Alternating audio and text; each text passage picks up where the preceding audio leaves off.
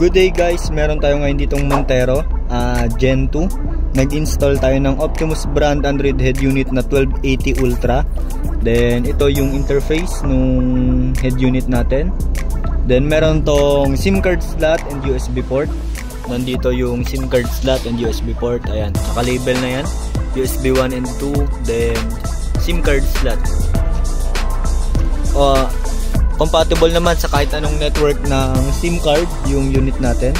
Then steering wheel control working, volume up, down, yung mode, navigation, music, video, phone, T-Link, radio.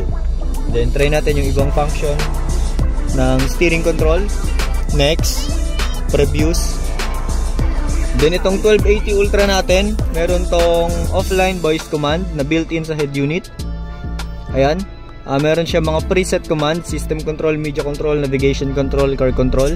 Then meron siyang voice sensitivity adjustment. So yung sensitivity na napipick up niya yung boses mo. So wake up natin pag gagamitin.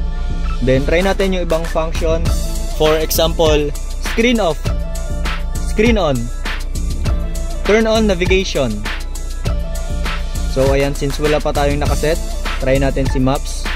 Ayan, ulitin natin yung command, turn on navigation. Since naset na natin sa Google Maps yung lalabas dyan na preferred nating navigation.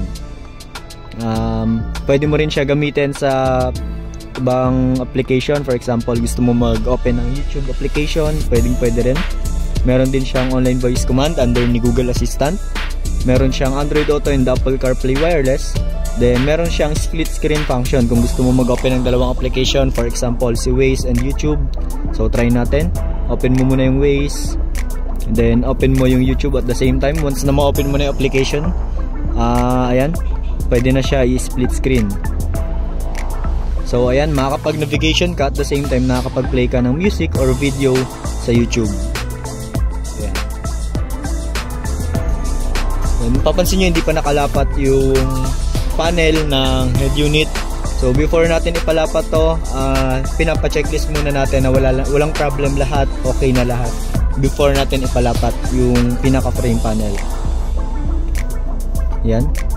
Then meron din siyang iba't ibang application tulad ni Spotify, YouTube, Google Play Store. So kung gusto mo magdagdag ng iba't ibang application, pwede basta downloadable and accessible sa Google Play Store.